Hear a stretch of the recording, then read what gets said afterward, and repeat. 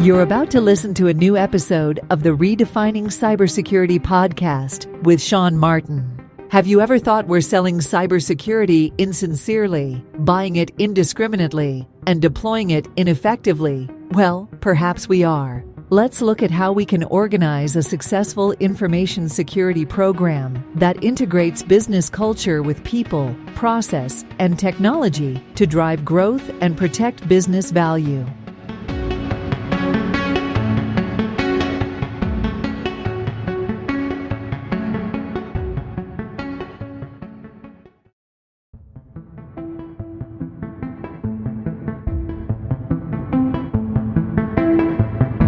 Imperva is the cybersecurity leader whose mission is to protect data and all paths to it with a suite of integrated application and data security solutions. Learn more at imperva.com.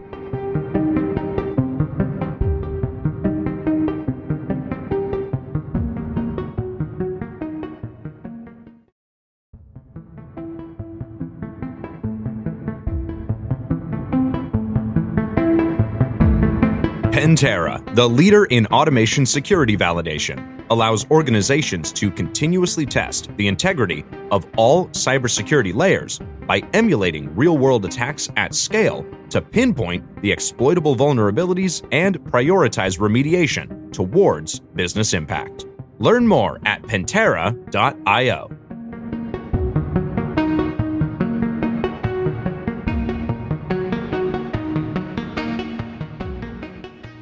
And hello, everybody. You are very welcome to a new episode of Redefining Cybersecurity here on ITSP Magazine. I am Sean Martin, your host. And as you know, if you listen to the show, I get to talk to cool people about cool topics, all in support of raising awareness for security programs for the business that not only enable the business, but enable it securely, helping it generate and then protect the revenue and market share that it creates. And one of the key roles, one that I'm very fond of, probably more so than the CISO role, in fact.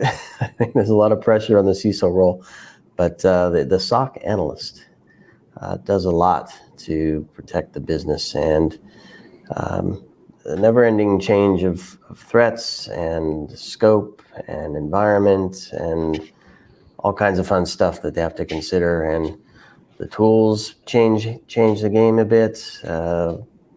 Business changed the game, and there's a lot going on. And that's assuming you even get in the role in the first place. So that we're going to talk a bit about that. So I'm thrilled to have two authors on, Tyler Wall and Jarrett Rodrick. Rodrick, how are you guys? Doing well, thank you, Sean. Outstanding. Good to have you on the show. And your book is Jumpstart Your SOC Analyst Career: Roadmap to Cybersecurity Success, freshly off the printing press. And congratulations, guys, on bringing that book to life. Thank you very much. And before we get into all the fun stuff about the book, let's talk about the fun stuff about the two of you, what you're up to, your role, and then we'll kick it into gear. Tyler, you up? All right, yeah. So I work full time in cybersecurity in the SOC analyst role, but I also have my own company, CyberNow Education, which provides training material, courses, and this book is a product of it as well. And we try to help folks that are just coming in, because folks helped us when we just started. So that's what we do. Love it. And Jarrett? Yeah, so I've made the jump from SOC analyst to SOC manager, and now more of a director role, as it were. I was formerly the SOC lead at VMware for the US SOC. Took over as the senior manager at VMware post acquisition from Broadcom. Obviously, Broadcom has its own SOC, so. Looking to divest, actually. The new company is called Omnissa. Formerly, the end-user computing division of VMware is being divested. And I'm taking over the SOC, the incident response team, the forensics team, red team, and vulnerability management team for Omnissa. That is what's happening in my world. formerly Army Cyber, and that's where I came from. And I've been with VMware ever since I retired from the Army. I appreciate your service there, and yeah, I think lots of folks know and probably use some part of VMware in some capacity. Touches a lot of things, and I can only imagine the stuff you've seen in that SOC. All right, so let's get into the book. I guess what you mentioned, Tyler, that a lot of it was kind of driven by some of the work you're doing with the training you offer and helping folks get involved. But to have content and to have an idea is one thing. To actually bring it to life in the form of a book is another. Talk to me a bit about how that all came to be. Yeah, so it started about 3 years ago. I was actually doing the Dave Ramsey. Are you familiar with Dave Ramsey? No, I'm not. Okay, well, he's kind of a guy that helps people build wealth and everything. So he has his whole plan about these steps that you take. So I was looking for like a side hustle that I could do to really kind of build my income and everything. And so I was scrolling through some internet websites and I came across an ebook, and I just had this aha moment. It's like I was gonna, I'm in the kind of an entry level role at the time, and I know a bunch about it. I could help people get started. There's a big demand for it, and so one thing led to another. I shot off ideas to publishers, and a couple of them got back to me, and they were really interested in the book and the idea and everything. And at the time, I was just kind of starting at VMware with Jarrett Rodrick, and I asked him to come on board with the book, and he's like, "Yeah, I'd love to help new people too." So we just kind of got together, put our heads together, and spent the next I don't know, what was it? I don't know, 5 or 6 months writing the first edition of the book, and that came out, and it was a good start to this. But the second edition surely is an improvement over everything. We added 3 new chapters. We updated all the information, because as 3 years gone by, that's a long time in the industry. So a lot changed, and we updated a lot of information. We added some quizzes and some new graphics and some, like I said, new chapters and everything. And we spent another few months together putting together the second edition, which just came out. But really, it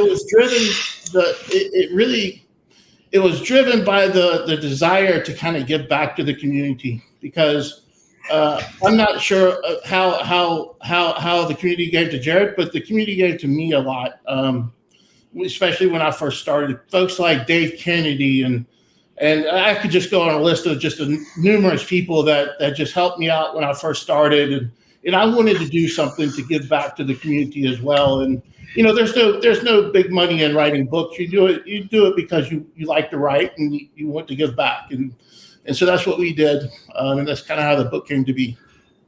Yeah, from my side, it was a COVID project, 1, but 2, I saw it as an opportunity to really add a way for veterans to jump into cybersecurity, to show my story of how. 1, I started off in the military as a combat soldier. I did not do anything in technology. To go from that and move into cybersecurity realm inside the military, and then to get out and jump into a Fortune 100 company like VMware was a blessing. And I saw a path into that realm that others could take, that wasn't necessarily required, that didn't necessarily require the same level of education that college graduates need. So I wanted to represent that for the veteran community. And when Tyler approached me with the book, that's first thing I asked was like, can I represent the veteran path in? And he agreed, and that was my goal. So talking about paths, I'm reading here that it tells 5 stories. Clearly you're one, Jarrett. Tyler, were you a second story, and what were the other 3? Well, no, we there's little bits and pieces of information about our story inside the first part of the book, but those are other SOC analysts that we found in the community that wanted to kind of give their story. So we're not included in those 5. Those are 5 additional people that we got from the community to give their story. And can you give an overview of, and you can name them if you want, that's fine too, but just I'm curious, is it different types of organizations they represent, or do they come from different parts of the world? Kind of paint a picture for who those stories come from, because like Jarrett's coming from military and entering is an interesting story, and one I think a lot of people need to hear, and I suspect some of the actual 5 have some of those elements as well. So if you can share some of that, that'd be great. Yeah, so we have it's a very diverse group of people that wanted to contribute to the book. We have people coming from college backgrounds. We have people coming that were self-taught.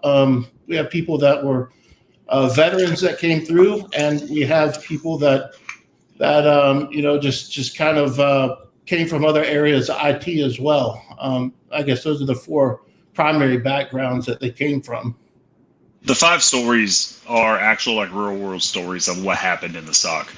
To go back to my story coming from the military and my journey into the SOC, and then Tyler's journey into the SOC, those are told throughout the chapters of this is how we learned our skill set, and this is what we did to better our skill set to get into the field.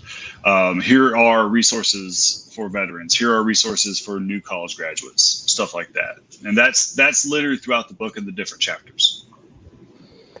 Nice one.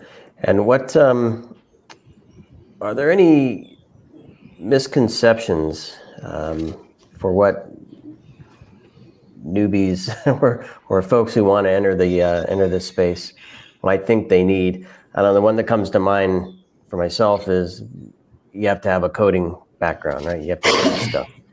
I don't know if that's true or if that's a misconception, or if there are other things that you uncover and share in the book along those lines. I guess the biggest misconception is that you need a college degree to become a SOC analyst, and that's just not true. You want to stack the cards in your favor, of course, as much as you can. If you can get a college degree, that's great. It'll help you, but it's not required. A couple of certifications, Security Plus, and maybe a Network Plus certification would go a long way, and having actual real world experience in other areas of IT. So some of the strategies that new people trying to get into cybersecurity might take is they might take a desktop support role or another area IT, and then kind of maneuver their way in with real world experience. And that's certainly an avenue that's very fruitful for a lot of people. But a 4-year college degree isn't required. It helps, and if you can get it and you have the time to get it, and it doesn't put you through a hardship, definitely do get it. But it's not required. You should apply for all the jobs that you come across, whether it says it requires a college degree or not, because you just never know. You're going to miss all the shots you don't take. Any before you go, Jarrett, any thoughts on parts of the traditional college course set that will really help in the role of a SOC analyst? I can't. It's hard for me to answer that because I didn't take the traditional college course set. I just got my college degree last year, but I went through the SANS Technology Institute. My education was 7 SANS courses. Let me back up. My Army cyber education was 7 SANS courses in 14 weeks. Over my time in the Army, 4 years as a cyber warfare specialist in the Army, I accumulated 12 SANS certs. That's a lot. And I was fortunate enough to be able to bring those to the SANS Technology Institute and wrap those into a bachelor degree. So it's very difficult for me to wrap those into that question, unfortunately. I would say if I could give an answer there, I really think the only thing that I could give is the dedication, right? If you're dedicated to finish a degree, you're dedicated to continue your own education. And I would say that as a hiring manager, that's what I'm looking for, more than just, do you have a degree? What's your home lab look like? What's your learning path look like after you've graduated? What are you currently deploying at your home that you're learning now? Those are the type of questions I'm asking more than, what runs over TCP port 22. Yeah, I obviously this isn't about me, but I'm fortunate enough to teach a security analytics class as part of an MBA course on occasion, and I love that the MBA program that they put together includes security analytics. So it's driven by analytics, and they offer the option to do it with a security lens on it. And for me, that what I find in those classes is the ability to look at information and sift through the noise to find the root of something, and then to translate that into a story that some action can be taken either directly by a team or perhaps even by management layer, where if they don't know what's going on, you can't translate it, they're not going to give you the resources and the action you need. So those are the two things that I found. I don't know if you have any others, Tyler, from some of the things you uncovered. But yeah, so curiosity is something that some people. I found that some people are born with they're just curious people. They're just born that way. Even little kids are curious people. There are people that aren't very curious, but you can cultivate curiosity. It's something that can be learned, and you practice it over time. And that ability to be able to jump through rabbit holes and research things and come across something you don't know, and just a spark goes off in your head that says, I don't know about that. Let me go look that up. Just curiosity really helps you as a security analyst and as a SOC analyst. Additionally, if you're starting out, you're considering degree programs to become a SOC analyst or in cybersecurity, I would really consider one that has a cloud component in it. So that's really important, because if you're starting a degree program that doesn't have a cloud component, by the time you reach graduation a few years from now, you're going to have to go out and learn cloud anyway. You really have to, all these companies are migrating to the cloud, and they're doing it very, very rapidly. And it's becoming just the way we conduct business and the way we work these days. And so if I was just starting out and looking to get started in cybersecurity, and I was considering going to college for it, I would consider one that had a cybersecurity program that had a cloud component to it. Yep, makes a lot of sense. So there's a couple of different things here. So there's the role itself and preparing for that, which I looking through the notes on the book here, you cover that clearly, of course. What might even be more difficult is the finding a job part, right? How to present what you know, how to connect with the right people to find your way into the organization, so you can even tell your own story, hopefully in a way that's compelling and meaningful to that organization's program.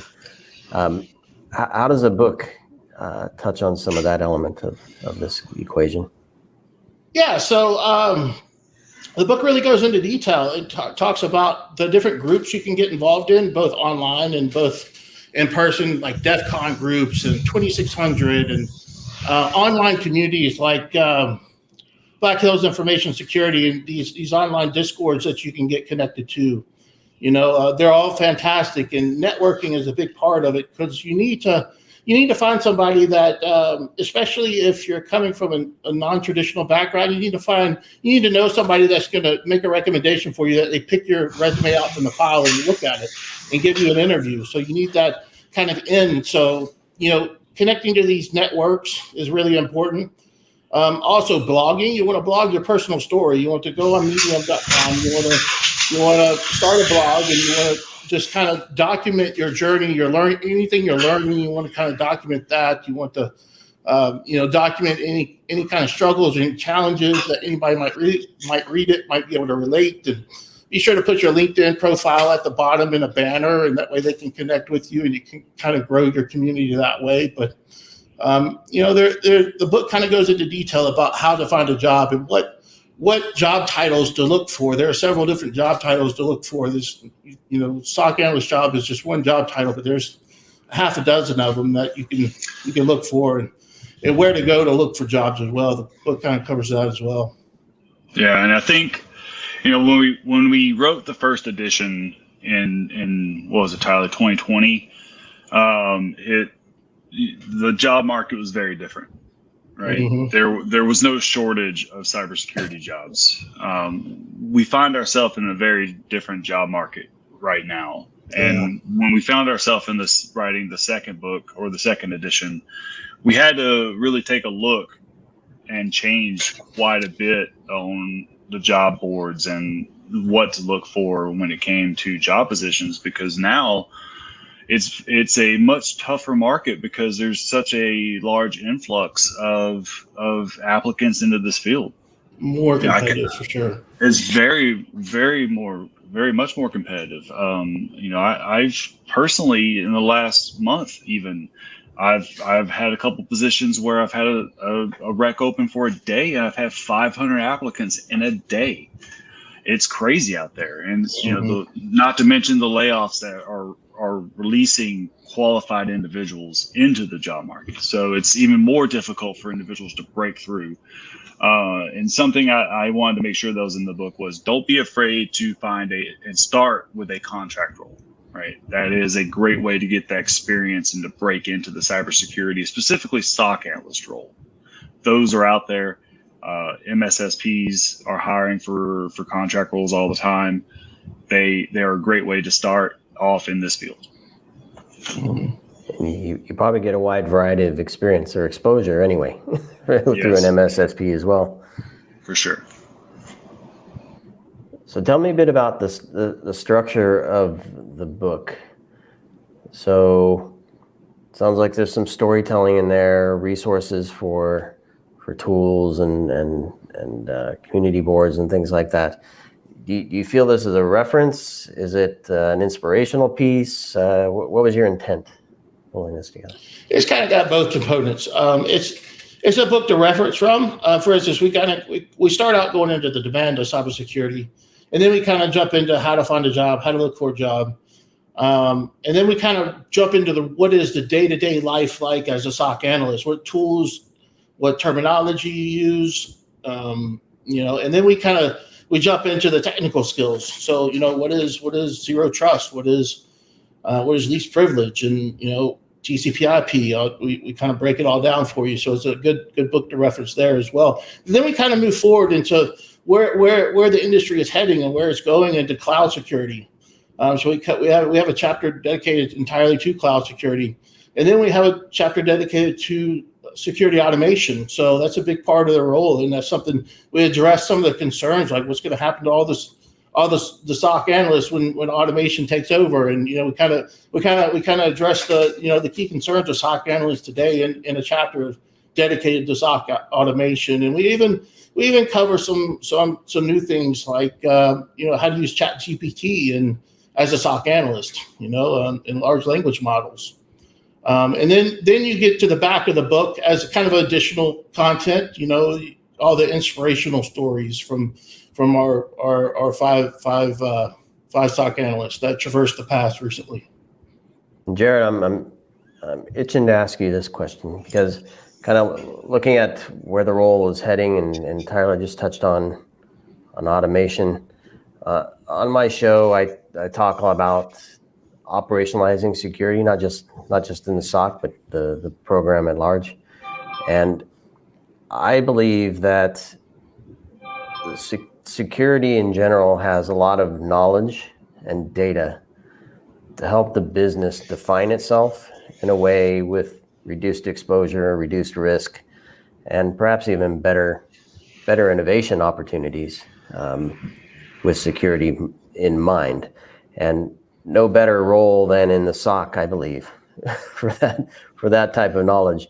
Which machines are constantly getting popped? Which ones are we always patching that we never can patch because we never get to the end of the list, and they're sitting there exposed, and those are the ones that are always in the list of something to explore. These are the threats, or these are the types of operating system, whatever it is. There's a ton of information there.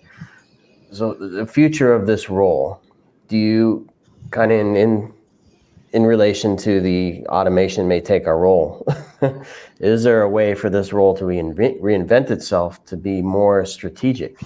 In my my Peter Pan view of cybersecurity. I mean, I can definitely see there being additional duties to the SOC analyst role to where I think automation is going to remove the mundane tasks from the SOC analyst role. And I think what that means is the SOC analyst is going to take on more and more responsibility, right? And I think that's a good thing, but I think at the end of the day, that's going to free up businesses to give more tasks to less people. And, that does hurt the job market overall, but that's good for the bottom line of the business, which you can argue back and forth of, is that a good thing for the economy or not? But, I think that at the end of the day, the analyst is going to have to be able to do more than just a SOC analyst, right? That there has to be a path upwards for SOC analysts to move beyond just being a SOC analyst. In my team, the path up is usually you start as a SOC analyst and you move up to an incident responder. Either from there you move over to a threat intelligence analyst or to a forensics analyst. And then we kind of have some SIM engineers here and there. So if that's what you're interested in, we have a couple automation engineers. So, we have a plethora of specialties that they can move into, beyond being just a SOC analyst. SOC analyst is the entry level, but there's other paths upwards and out. So absolutely, I think you're right. I think there's paths up and out from being a SOC analyst. As far as analyzing the risk, I think that's the manager's job. That's what we're there for. Tyler, any thoughts on that? Yeah. I just want to back up what Jarrett's saying, and that there are many career paths for SOC analysts. There's so many directions we cover that in the book. There's so many directions you can take from SOC analyst or senior SOC analyst that your options aren't limited, and there will be more challenging things to do for SOC analysts. You can't remove all of the SOC analysts from an organization and replace it with machines, because there's so many decisions that require just a human to do. And while there will probably be less SOC analysts in the long run, they're not going to be replaced by automation. It's a tool to use in their job, like large language models and ChatGPT. They're tools that SOC analysts, or for any other industry, they are just another tool in the tool bag that you can use to make your job more efficient and more and easier and better. That way, it frees you up to work on more challenging tasks. So that's kind of, in summary, my thoughts. Yeah. Actually, just relevant to this topic, a team member of mine is at Splunk.conf today. Just sent me a business card for a new company who is advertising a fully autonomous AI team member for your SOC. So we're starting to see these products come around that are, advertising products that are force multipliers for your SOC team, right? Get the information that we care about to your SOC members as quickly as we can. So, decrease the number of people you need to monitor the dashboard. Yeah, I'm big on this role, and the reason I asked the question the way I did is I honestly believe that this isn't a job that's going to be replaced by technology. It's going to be a job that's replaced or enhanced by intelligence, and the intelligence, along with what's in the name of the title of the role, analyst. Right? I really believe it's an exciting place to be. I think we're going to, as I kind of joked at the beginning, Jarrett, you've seen some stuff, right? This group sees stuff that I think will shape the way we build businesses in the future. And no better place to be, from my perspective, than right there. Yeah, agreed. It's the front line of the cyber war. It is. Whether it's the industry, whether it's VMware, Dell, HP, IBM, or whether it's Department of the Army or DoD or wherever. That's where the exciting stuff's happening, right? There's some cool stories we have over there as well. But yeah, you're absolutely right. It is the front line of the cyber war that's being waged globally. Yep. Yeah, and as we all know, no such thing as 100% protection. So something always ends up on this lap. Well, very cool, guys. I'm appreciative for you joining me to share a bit about the role and the book. Give you a moment here. Any final thoughts? Anything we didn't touch on that you want our listeners to know about the book or otherwise? Yeah, you can buy the book on Amazon.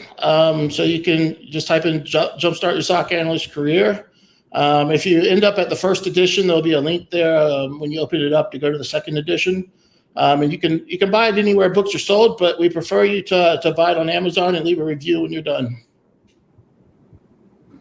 Very good. And folks know that we always include links to the book as well, so I'll include that link to the book on Amazon. We encourage folks to read and learn and share your knowledge. So if I'll leave the call here. If somebody read the book and has applied the learnings and wants to share their story, I'm happy to chat with them as well. And Jarrett and Tyler, you're back. Welcome back for that anytime too. Well, thank you both for that. Jumpstart Your SOC Analyst Career, Roadmap to Cybersecurity Success. And cheers to all the folks sitting on the front lines in the SOC. My hat's off to you, literally and figuratively. I've built tools in the past. I know I'm for this group, and I know how important the role is, and appreciate all that everybody does there. And Tyler, Jarrett, appreciate you writing this book to help bring more folks in and get people inspired and on the right track to a successful career in the SOC. Thank you, Fred, that helped us. Yep. Very good. And thanks everyone for listening and watching. And please do stay tuned for more here on Redefining Cybersecurity as we help redefine security programs for the benefit of the business and the folks in the roles. Thank you all. Bye.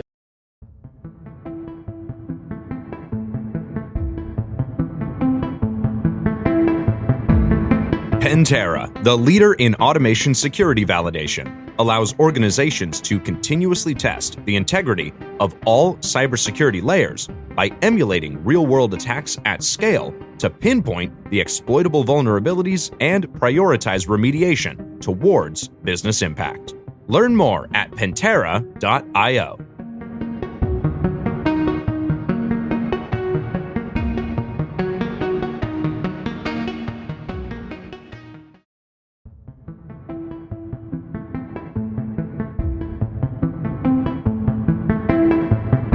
Imperva is the cybersecurity leader whose mission is to protect data and all paths to it with a suite of integrated application and data security solutions.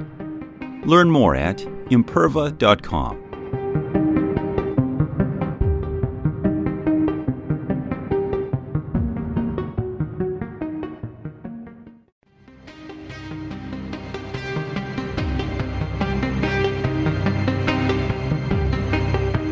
We hope you enjoyed this episode of the Redefining Cybersecurity podcast with Sean Martin. Please take a moment to rate the show and leave a comment. And remember to share the Redefining Cybersecurity podcast with your friends, family, and colleagues. Come back for more conversations and follow Sean Martin as he continues his journey towards redefining cybersecurity.